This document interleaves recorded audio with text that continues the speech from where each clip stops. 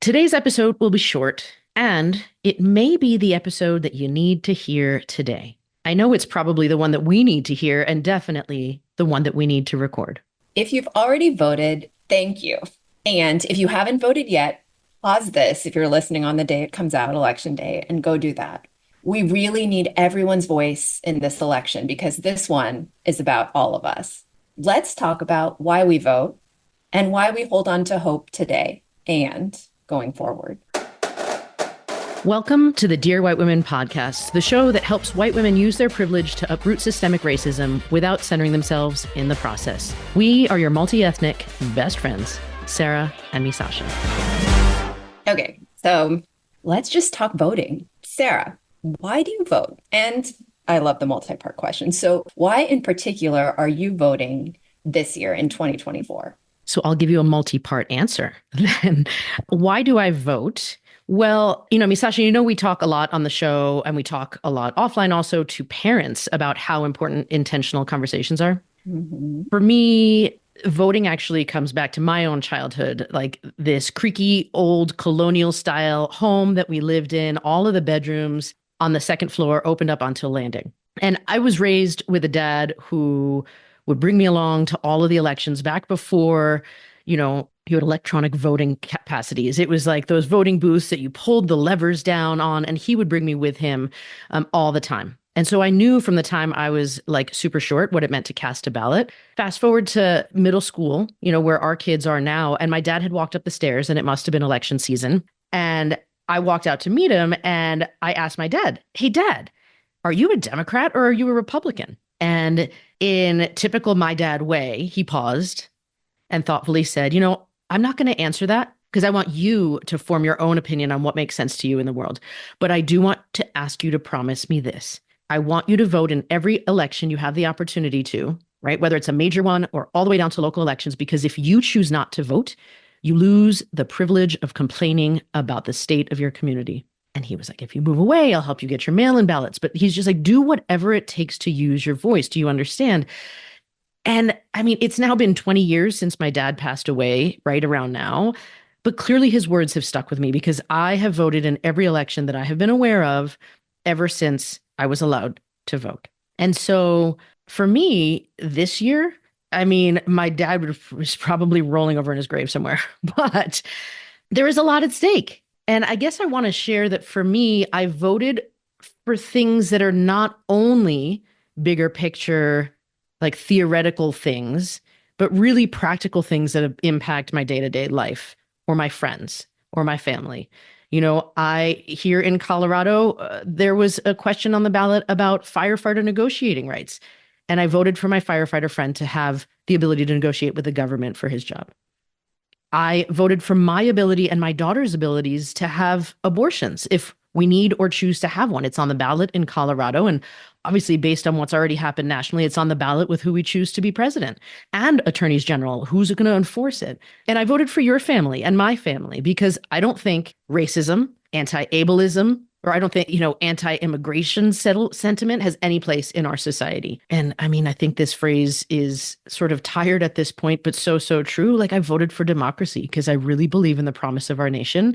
And I think it's very much at risk. That's my answer. How about you, Misasha? I debated like, should I have Sarah ask me this question first? Because I was like, so hard to follow. That was such a good answer. I think growing up, some of my earliest memories around voting are going with my mom and my brother to vote. And, this is before any fancy high-tech machines, right? You're going to a polling place. There's no vote by mail.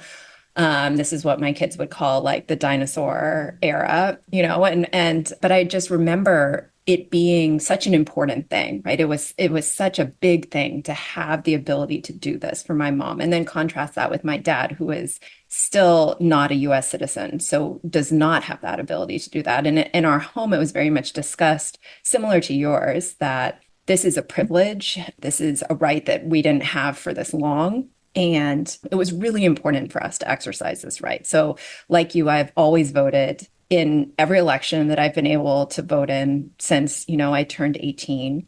So I will say this year, and I'm going to tell a story because, I love that. Because you're a storyteller. I love it. So I'm going to tell two stories, actually. The first one is last weekend, I was standing on a soccer field with a bunch of minions, also known as 10-year-old boys who are dressed up as minions, and their very committed coach, who was Gru for at least the first game before everyone got hot. And, also 10-year-old boys style, were like, well, I'm over this costume.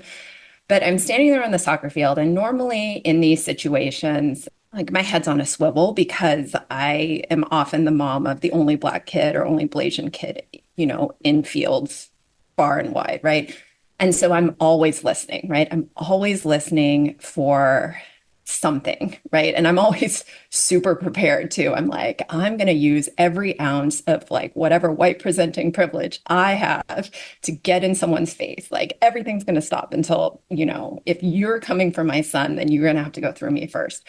But this time I felt like a heightened sense of that, right? I'm staring down the parents and the other team who are yelling the loudest. And I'm like, I have this fear, right? I have this fear that like they feel a way about my family, right? They feel a way about my son's very existence. My son happens to also be the goalie. So I was like, they probably feel a way about what he's doing right now, but they really feel a way about who he is and his identity.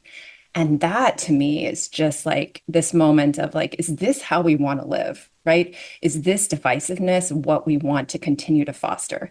Do we want our own kids standing on the sidelines, watching their kids play, feeling this, to the nth extreme, right? Or not, maybe not even having the ability to stand on the sidelines watching their kids play because of the rights that have been taken away from them. So, like, that's what I think about when I think about voting in this election. And then I went to ballet class the other day, and in ballet, I'm the second youngest person in there. And it's a room full of women who are mostly from their 60s to I think there's someone in our class who just turned 80. So not only are they great, just life examples, right? Because if I can do this when I'm 80, I'm definitely one at like a whole bunch of different things.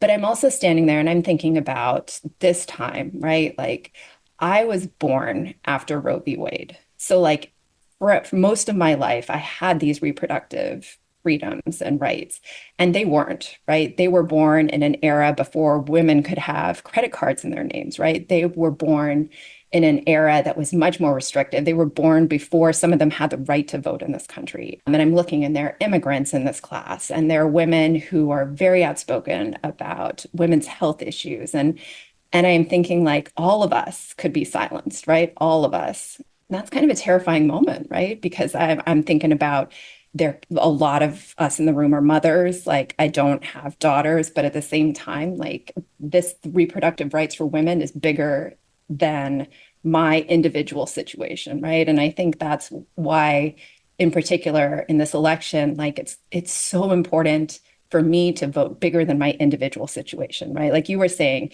you voted for my family. I vote for your family. I vote for everyone else out there because our collective freedoms are really at stake. And I do also think that it is a lot to say, right? We're voting for democracy, but I think we've been shown what the alternative is very clearly. And that is an alternative that I'm not prepared to accept for us as a whole. So that's why I'm voting this year. I appreciate all of that. And thank you for your stories. They really brought to light some of the points you were making. Because I went first the last time, I'm going to ask you first. Okay. For all of us, and I'm just asking for a friend who need some of this right now. How do you find hope these days? I find it in community. And let me explain what I mean by that.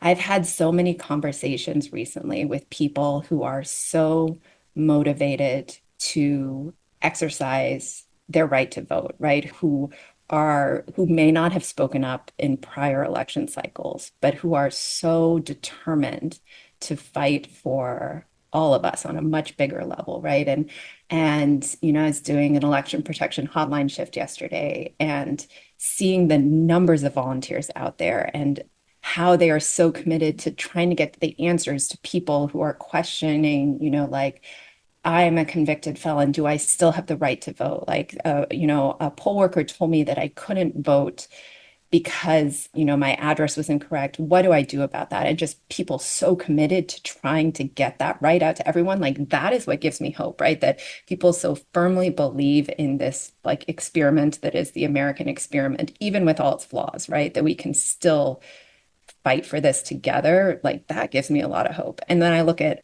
our kids, right, and that generation and how vocal they are about their own rights, right, in ways that I wasn't, in the same way, and how they fundamentally, every time, my kids see a political ad that is particularly attacking a specific demographic, they're like, well, what does that mean? Like, that doesn't make any sense. And I'm like, okay, so that gives me hope too, right? That we have not totally destroyed this for the generations after us. All right, your turn. What gives you hope these days? I feel like we are aligned. It's funny to hear. I mean, I love hearing you say that. And I echo a lot of those sentiments because some of it is in my kids' faces. Like the dinner table conversations we have around how politics impacts their lives or their community or their identities. And there was one particular moment also recently where we ran into my aunt and they started talking about voting. And my kid already knows she's going to be registering to vote in the next presidential election. Like she is prepared and is aware of what she needs to do to be ready to go because she will be eligible to vote.